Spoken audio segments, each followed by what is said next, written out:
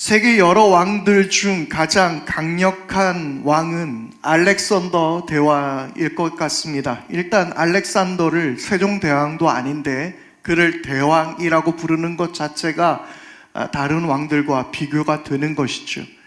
그는 20대의 젊은 나이에 당시 세계의 끝이라고 생각했던 인도까지 점령했던 왕이었습니다. 알렉산더는 그리스도의 작은 도시 마게도니아의 왕이었지만 그는 세계 최고의 제국이었던 당시 페르시아를 제패하고 그리고 유럽과 아프리카, 아시아에 이르기까지 거대한 제국을 만든 왕이었습니다. 그는 10년 동안 전쟁을 치렀지만 단 한 번도 패배한 적이 없었던 강력한 왕이기도 했습니다. 또한 알렉산더를 통해 그리스 문화와 동양 문화를 융합하여서 헬레니즘 문화를 전 세계 역사에 끼쳤던 너무나도 큰 영향을 준 왕이었죠. 그런데 그랬던 그가 기원전 323년 33살의 젊은 나이에 바벨론에서 갑작스럽게 그는 사망하게 됩니다. 그의 죽음에 대해서 의견이 분분하지만 아마도 말라리아나 장티푸스에 의해서 죽은 것이 아니냐는 설이 가장 유력합니다. 만약 그가 바벨론에서 말라리아에 의해 죽었다면 세계를 정복한 왕이 눈에 잘 보이지도 않는 그러한 모기 한 마리에 의해서 죽게 되었다라는 이야기이죠. 아무리 강력한 군주, 무서운 정복자라 하더라도 한낱 유한하고 제한된 인간에 불과하다라는 사실입니다. 이 세상에서 절대 인간에게 붙일 수 없는 수식어가 있습니다. 바로 그것은 전능하다라는 단어입니다. 이 세상의 어느 누구도 전능한 왕, 전능한 인간은 결코 존재할 수 없습니다. 고대로부터 사람들은 너무나도 자연스럽게 그들은 해와 달과 별들, 자연을 섬겼습니다. 이집트의 바로 왕은 태양신 라의 아들로 여겨졌습니다. 고대 이집트에서는 태양을 생명을 주는 신으로 그들은 섬겼던 것이죠. 대부분의 고대인들은 그래서 태양이나 달과 별, 이 자연들을 신으로 섬겼는데요. 특별히 아브라함이 살았던 갈대아 우르 그리고 그가 거하였던 하란에서는 달을 섬기는 종교의 중심지이기도 했습니다. 그들이 그러한 우주와 자연을 섬긴 이유는 그것을 자신들의 힘으로 도저히 제압할 수 없었기 때문입니다. 극복할 수 없었기 때문입니다. 지금도 인간의 기술력이 자연을 압도할 수 없음을 우리는 여러 사건들을 통해서 볼 수 있습니다. 더욱이 고대인들에게는 이 자연 만물은 너무나도 압도적이며 절대적이어서 숭고함 그 자체였습니다. 그러한 고대 사회에 놀라운 말이 선포됩니다. 태초에 하나님이 천지를 창조하셨다.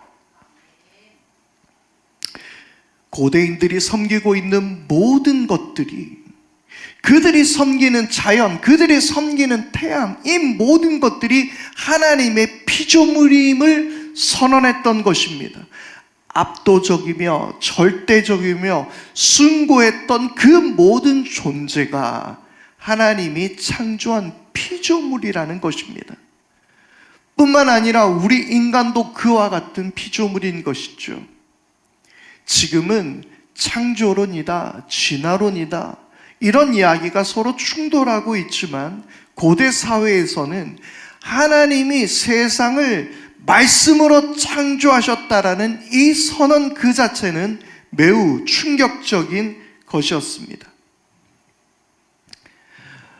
바벨론의 에루마 엘리시라는 신화에는 지금의 세계가 마루두크와 티아마트의 싸움에서 티아마트가 패배하게 되자 마루두크가 이 티아마트의 시체를 쪼개어서 세상을 만들었다라고 이야기합니다. 바벨론 사람에게는 하늘과 땅은 죽은 신의 몸뚱어리였던 것이죠. 그리고 마루두크는 신들을 대신해 노동을 해야 하는 노예가 필요하다고 생각해서 티아미트 편에 섰던 대장 킹구를 죽이고 그의 피에 진흙을 이겨서 섞어서 사람을 만들게 되었다라고 이야기합니다. 피튀기는 전쟁과 사륙으로 우주가 만들어졌다라고 바벨론 사람들을 믿었지만 성경은 하나님의 말씀과 그분의 질서로 세상이 창조되었다라고 말씀하고 있는 것이죠. 세상은 패배한 신의 사체로 만든 것이 아닌 하나님이 보시기에 심히 아름다웠던 피조물이라는 것입니다. 이것은 놀라운 선언입니다. 우리는 이것을 우주의 기원을 설명하는 과학 교과서로 우리는 인식하는 것이 아니라 이것은 하나님의 선언이며 선포의 말씀으로 우리는 보아야 하는 것입니다. 그러면서 동시에 말하고 있습니다. 이 세상의 주권자가 누구인가? 이 세상의 소유권은 누구에게 있는 것인가? 그것을 창세기 1장 1절은 우리 모두에게 알려주고 있는 것입니다. 그분은 어떤 재료도 없이 무에서 유를 창조하셨습니다. 그 어느 누구의 도움도 다른 어떠한 신들도 등장하지 않습니다. 오직 그분 홀로 오직 말씀으로만 창조하신 것입니다. 그래서 분명히 말합니다. 온 세계가 주님께 속한 것입니다. 할렐루야. 태초에 하나님이 천지를 창조하셨다라는 이 말은 세상에 홀로 하나님께서 주권자가 되시며 통치자가 되시며 소유주가 되신다라는 것을 선언하는 혁명적인 말씀인 것입니다. 너희들이 섬기는 모든 신들은 헛된 우상이며 오직 하나님만이 영광을 받으시기에 합당하시다라는 말씀입니다. 이스라엘이 이집트에서 나올 때 하나님은 이집트에 10가지 재앙을 내리셨습니다. 그런데 이 10가지 재앙은 단순히 하나님의 신비한 능력만을 이야기하는 것이 아닙니다. 바로 당시 이집트가 섬기고 있었던 모든 신들을 무력화시키는 하나님의 메시지였던 것입니다. 너희의 모든 신들은 헛된 것이다 라고 말씀하는 것이죠. 저 태양도, 너희들이 그토록 의지하고 있었던 저 나일강도, 심지어 생명까지도 오직 하나님께서 주관하신다라는 것을 알려주신 것입니다. 결과론적으로 이 창조의 이야기는 결국 온 우주의 왕이 누구이신지를, 절대적인 권력이 누구에게 속해 있는지를 우리에게, 모든 인류에게 알려주고 있는 것입니다. 그래서 하나님은 이 세상의 모든 피조물을 초월해 계시면서 그 어떤 것에도 영향을 받지 않으시는 분이십니다. 욥기 11장 7절에서 8절 말씀입니다. 네가 하나님의 깊은 뜻을 다 알아낼 수 있느냐? 전능하신 분의 무한하심을 다 측량할 수 있느냐? 하늘보다 높으니 네가 어찌 미칠 수 있으며 수월보다 깊으니 내가 어찌 알 수 있겠느냐? 이 세 번역의 말씀에는요, 깊은 뜻이라고 번역되어 있지만 개역개정 성경에는 이것을 오묘함이라고 번역합니다. 저는 이게 더 와닿습니다. 오묘함. 아무리 연구하고 공부한다 하더라도 다 알 수 없는 것이 바로 이 오묘함입니다. 그리고 이것을 우리는 영어로 미스테리라고 표현하기도 하죠. 우리가 가진 지식으로 그분을 다 알 수 없는 그분은 오묘하신 분입니다. 그리고 이사야 선지자는 이렇게 말하고 있습니다. 이사야 55장 8절에서 9절 말씀입니다. 나의 생각은 너희의 생각과 다르며 너희의 길은 나의 길과 다르다. 주님께서 하신 말씀입니다. 하늘이 땅보다 높듯이 나의 길은 너희의 길보다 높으며 나의 생각은 너희의 생각보다 높다. 유한한 우리들의 생각과 우리들의 판단, 그것은 영원하시며 전능하신 하나님의 생각과는 하늘과 땅 차이라는 것입니다. 이제 우주를 아는 우리는 저 하늘이 끝이 없음을 우리는 알고 있습니다. 이 한낱 인간의 요만한 지구 안에서 우리가 생각하는 그 생각이 저 영원하시고 무한하신 하나님의 생각과 어떻게 비교할 수 있습니까? 하나님의 생각과 우리의 생각은 그 차이라는 것입니다. 우리가 왕으로 섬기는 하나님은 모든 것의 창조주이시며 주관자이십니다. 또한 무한한 권력이시며 우리의 상상마저 초월하시는 분이시며 유일하신 왕이 되시는 줄 믿습니다. 그러나 성경의 이야기는 그러한 위대하시고 유일하신 왕을 거부하는 인간들의 이야기로 점철됩니다. 아담과 하와는 스스로 왕이 되려 했습니다. 타락한 인류는 향락에 빠져서 계획하는 모든 것들이 하나님의 뜻이 아닌 악한 뿐이었다라고 말합니다. 또한 인간은 교만의 탑을 쌓고 하나님과 대항했습니다. 하나님께서는 만물을 다스리시지만 인간의 마음에는 또한 자유를 주셨습니다. 그분은 전능한 하나님이시지만 우리의 마음에 인간에게 자유를 주셨습니다. 하나님은 둥근 사각형을 만들 수 없습니다. 무슨 말인지 이해가 되십니까? 하나님은 둥근 사각형을 만들 수 없고요, 따뜻한 아이스 아메리카노를 만드실 수 없습니다. 이것은 모순되는 이야기죠. 그랬듯이 진정으로 자유로우면서 죄를 지을 수 없도록 프로그램된 인간은 그 자체로 모순인 것이죠. 하나님은 우리에게 진정한 자유를 주셨습니다. 그러나 하나님의 권능은 강압하는 권능이 아니라 우리를 선함으로 이끄는 설득하는 권능이십니다. 하나님은 그러한 세상 속에서 당신을 온전히 믿음으로 섬길 사람을 원하셨던 것이죠. 그분의 왕되심을 인정하며 그분의 백성이 되는 믿음으로 살아가는 그 사람을 주님께서는 찾으셨습니다. 그리고 한 사람이 등장합니다. 바로 그는 아브라함입니다. 그는 하나님의 말씀에 믿음으로 순종하여 길을 떠난 사람입니다. 하나님은 아브라함에게 이렇게 말씀하셨습니다. 창세기 15장 5절입니다. 주님께서 아브라함을 데리고 밖으로 나가셔서 말씀하셨다. 하늘을 쳐다보아라. 내가 셀 수 있거든 저 별들을 세어보아라. 그리고는 주님께서 아브라함에게 말씀하셨다. 너희 자손이 저 별처럼 많아질 것이다. 하나님은 아브라함에게 약속해 주셨습니다. 너의 자손이 하늘의 저 별들처럼 많아지게 해주겠다.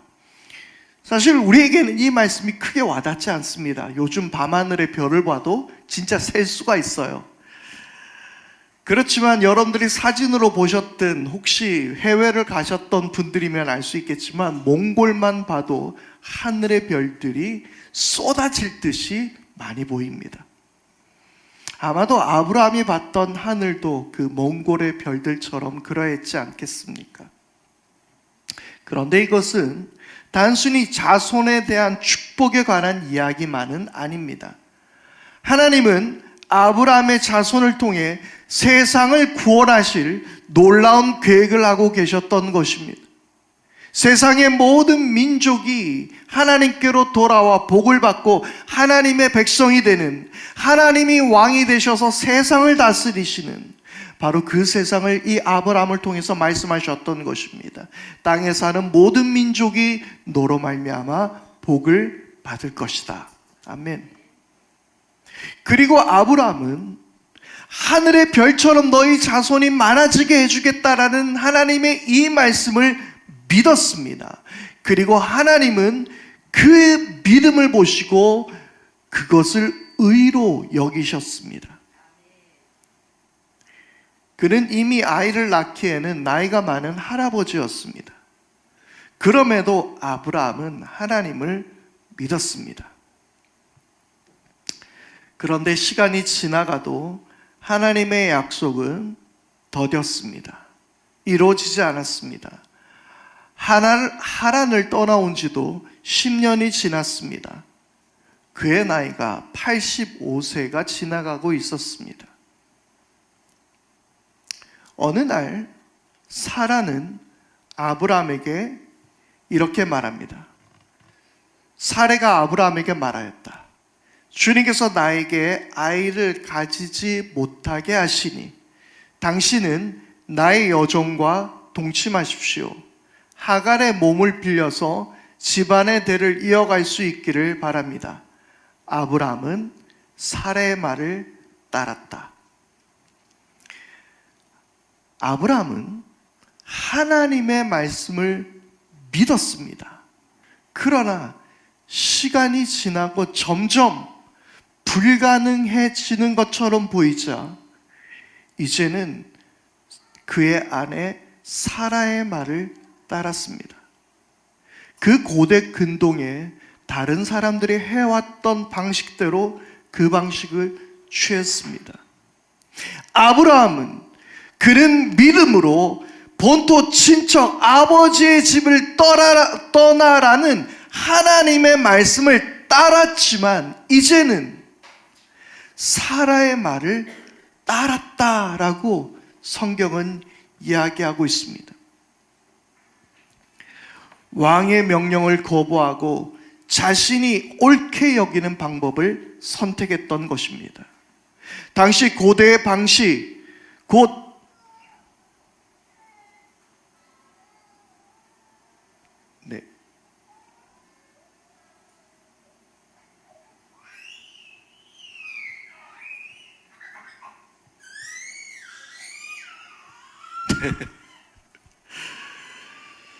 당시 고대의 방식, 곧 세상의 방식으로 이 문제를 해결하려 했습니다.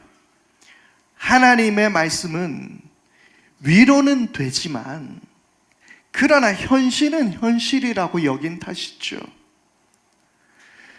그러나 그 선택은 치명적인 문제를 불러일으켰습니다.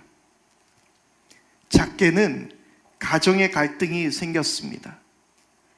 여종 하갈이 자신의 주인인 사라를 깔보았습니다.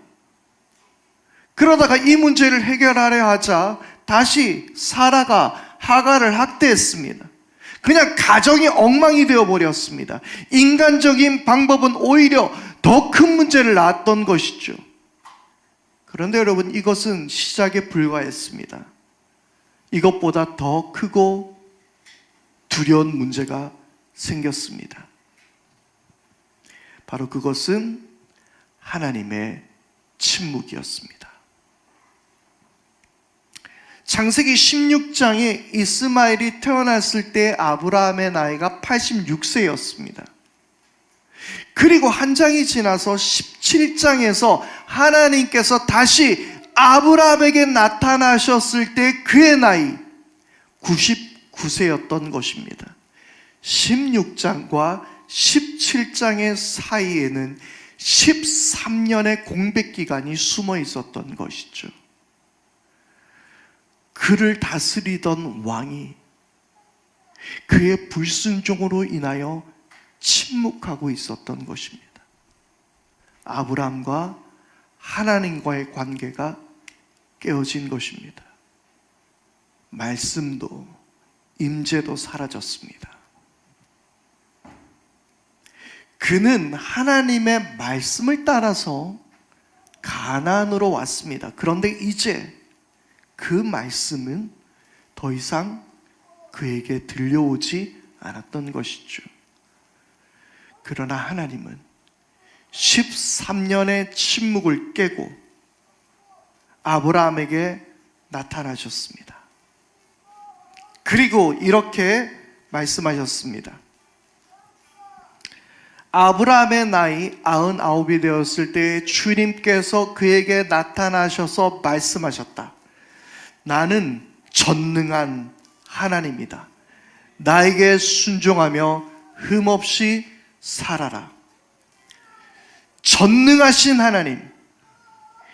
이 말은 히브리어로 엘샤다이라는 말입니다. 저를 따라서 해보시겠습니까? 엘샤다이. 전능하신 하나님이라는 이 구절은 바로 여기에서 처음 등장합니다. 사도신경에도 고백하는 나는 전능하신 아버지 하나님, 이 고백은 바로 이 구절에서 처음 등장하는 거예요. 그리고 이후로 전능하신이라는 말은 성경에서 56회나 등장하며, 그리고 이 단어는 오직 하나님께만 사용되는 단어입니다. 아브라함의 나이 99세, 사라의 나이 89세, 그때 하나님이 그들에게 나타나셔서 하신 말씀이 나는 전능하신 하나님, 나는 전능한 하나님이라고 말씀하셨던 것입니다. 어떤 분은 아브라함이 86세에 하갈에게서 이스마엘을 태어나게 한 것도 기적이 아닌가라는 생각을 하시겠지만, 이 남성의 경우에는 폐경기가 없기 때문에 의학적으로 가능한 일이긴 하다고 합니다. 공식적인 기록은 놀라지 마십시오. 92살의 남성이 아이를 갖게 된 기록도 있다고 합니다. 92세. 네. 그러나 86세의 사라, 생리도 그친 여인이 아이를 낳게 되는 경우는 이것은 완전히 생물학적으로 불가능한, 의학적으로 완전히 불가능한 이야기입니다. 전능하신 하나님의 역사는 바로 여기에서 시작합니다. 모든 가능성이 사라진 때, 나의 힘으로 이겨낼 수 없을 때, 고통과 아픔의 시간에서 빠져나올 수 없을 때, 그때가 하나님의 때입니다. 날이 저물어 갈 때, 빈들에서 걸을 때, 그때가 하나님의 때.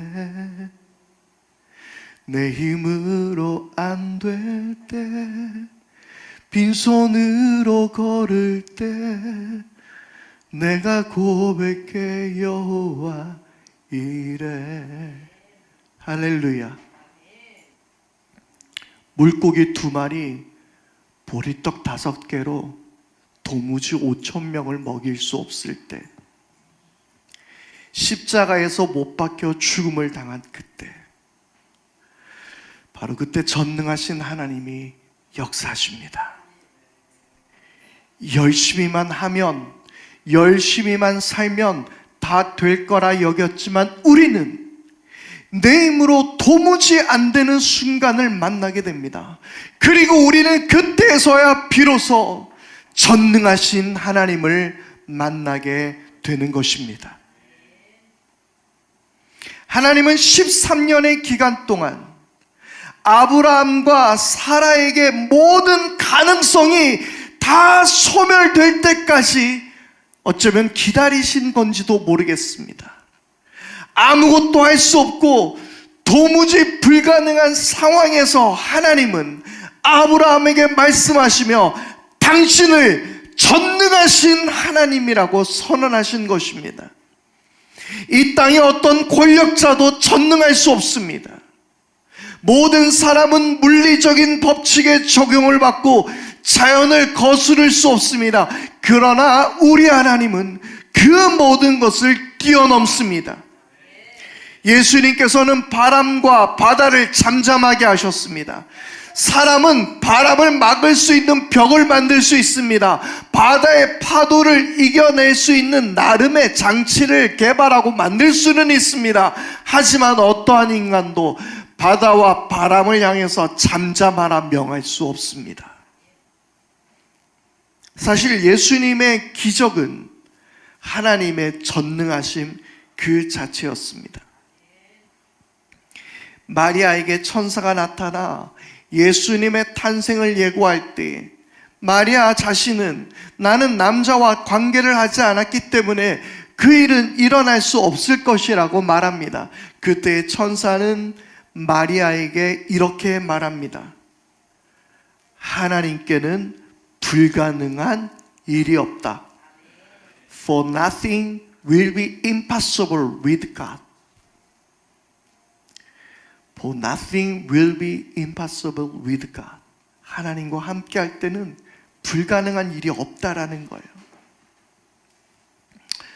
천하를 호령하던 알렉산더도 모기 한 마리를 피할 수 없어 33살의 젊은 나이에 죽었습니다.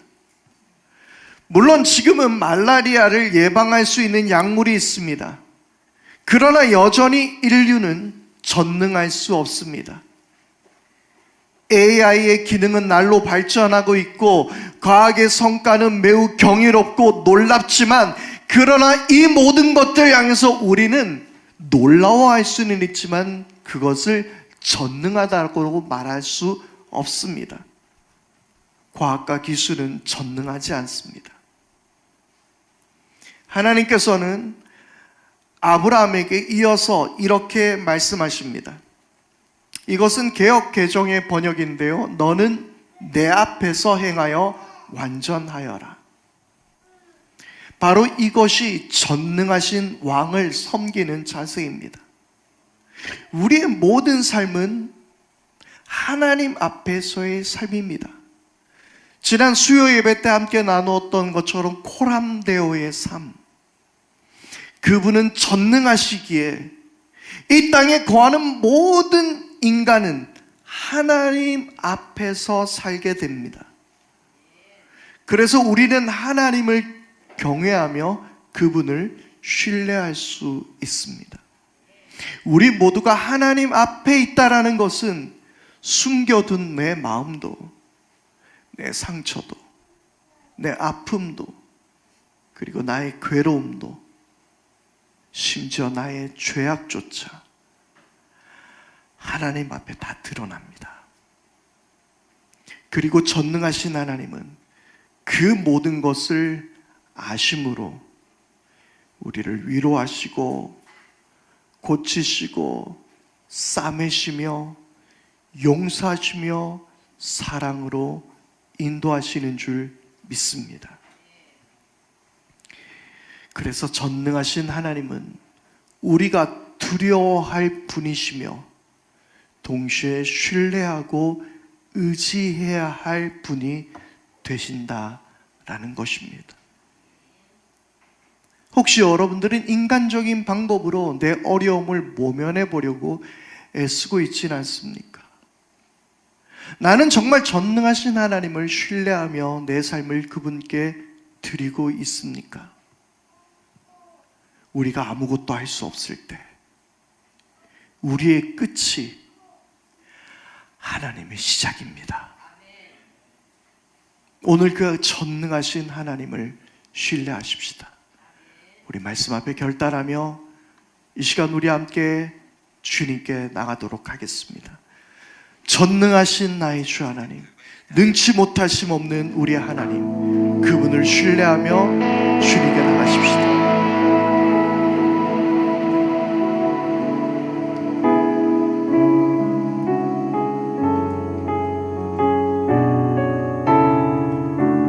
우리의 말씀을 기억하며 우리의 삶을 들여 믿음으로 고백합니다. 전능하신 나의 주 하나님을 능치 못하실 일 전혀 없네. 우리의 모든 간구도 우리의 모든 생각도 우리의 모든 꿈과 모든 소망도 신실하신 나의 주 하나님을 우리의 모든 괴로움 바꿀 수 있네. 불가능한 일 행하시고 죽은 자를 일으키시니 그를 이길 자 아무도 없네.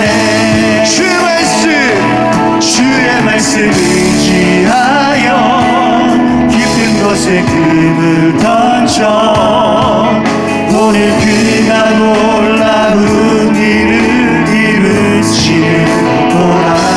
주의 말씀 의지하여 믿음으로 금을 던져 믿는 자에게 능치 못한 믿으십니까? 다시 한번 전능하신 나의 주 하나님을 능치 못하실 일 전혀 없네. 우리의 모든 간구도 우리의 모든 생각도 우리의 모든 꿈과 모든 소망 신실하신 나의 주 하나님을 우리의 모든 괴로움 바꿀 수 있네. 불가능한 일 행하시는 주님 가시고 죽은 자를 일으키시 그를 이길 자 아무도 아멘. 주의 말씀 의지하여 깊은 곳에 금을 던져 오늘 그가 놀라운 일을 이루시리로다. 주의 말씀 의지하여 믿음으로 금을 던져 믿는 자에게 능치 못하네. 주의 말씀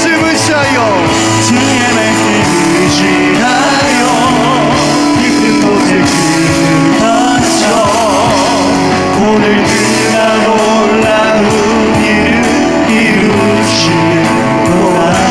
주의 말씀 의지하여 믿음으로 금을 던져 믿는 자에게 능치 못하네. 여러분 혹시 우리들의 인생 가운데 그 끝을 경험하시지는 않으셨습니까? 도무지 내 힘으로 할 수 없고 내 뜻으로 되지 않는 그러한 인생의 여러 모습들을 경험하지 않으셨습니까? 그러나 그때가 하나님의 때입니다. 나의 끝이 하나님의 시작입니다. 오늘 우리 모두가 전능하신 하나님을 신뢰하십시다. 그리고 인간적인 방법으로 해결하려 하기보다 하나님을 의지하십시오. 전능하신 왕께서 우리를 다스리십니다. 내가 섬기는 그 왕은 전능하신 왕이십니다. 오늘 믿음으로 고백하며 다같이 함께 주님께 기도드리며 나가겠습니다. 우리 함께 주여 부르짖으며 기도합니다. 주여 아버지 하나님, 나의 전능하신 하나님을 우리가 고백합니다. 아버지 하나님, 전능하신 하나님, 우리를 다스리시는 하나님을 우리가 온전히 신뢰하며 의지하며 나갈 수 있게 하여 주십시오. 내 모든 삶 가운데 주님께서 우리와 함께 하심을 보게 하여 주십시오. 아버지 하나님, 주님은 전능하십니다. 주님은 크고 강하십니다. 능치 못할 일 없으시는, 불가능함이 없으시는 우리의 왕이십니다. 아버지 하나님, 인간적인 방법과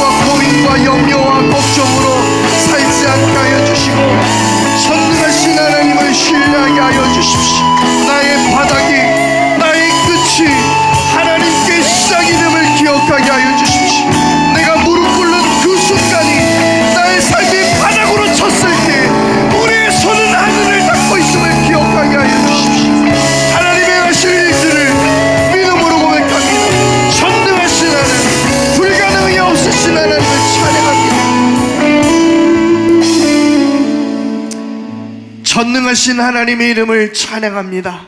하나님 아버지, 우리가 섬기는 왕은, 우리를 통치하시며 다스리시는 왕은 전능하신 하나님, 태초에 천지를 창조하신 전능의 왕이심을 우리가 고백합니다. 아버지 하나님, 우리가 오직 하나님을 신뢰하고 하나님을 의지하게 하여 주시옵소서. 인생이 끝난 것과 같고 도무지 내 힘으로 해결할 수 없은 바로 그때 하나님께서 시작하시는 줄 믿습니다. 나의 끝이 하나님의 시작이 됨을 믿고 믿음으로 고백하며 살아가는 우리 모두가 다 되게 하여 주시옵소서. 오늘 말씀 앞에 결단하며 사도들의 신앙의 고백을 따라 사도신경으로 우리의 신앙을 주님께 고백하오니, 나는 전능하신 아버지 하나님, 천지의 창조주를 믿습니다. 나는 그의 유일하신 아들 우리 주 예수 그리스도를 믿습니다. 그는 성령으로 잉태되어 동정녀 마리아에게서 나시고 본디오 빌라도에게 고난을 받아 십자가에 못 박혀 죽으시고 장사된 지 사흘 만에 죽은 자 가운데서 다시 살아나셨으며 하늘에 오르시어 전능하신 아버지 하나님 우편에 앉아 계시다가 거기로부터 살아있는 자와 죽은 자를 심판하러 오십니다. 나는 성령을 믿으며 거룩한 공교회와 성도의 교제와 죄를 용서받는 것과 몸의 부활과 영생을 믿습니다.